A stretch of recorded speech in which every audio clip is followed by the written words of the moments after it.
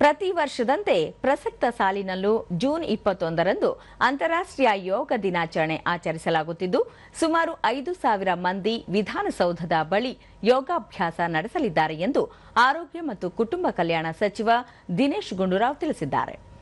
ಸುದ್ದಿಗೋಷ್ಠಿಯಲ್ಲಿ ಅವರು ಆರೋಗ್ಯ ಜ್ಞಾನ ಮತ್ತು ವಿಶ್ವಶಾಂತಿಗಾಗಿ ಯೋಗ ಎಂಬ ಘೋಷವಾಕ್ಯದೊಂದಿಗೆ ಅಂತಾರಾಷ್ಟ್ರೀಯ ಯೋಗ ದಿನಾಚರಣೆ ನಡೆಯುತ್ತಿದೆ.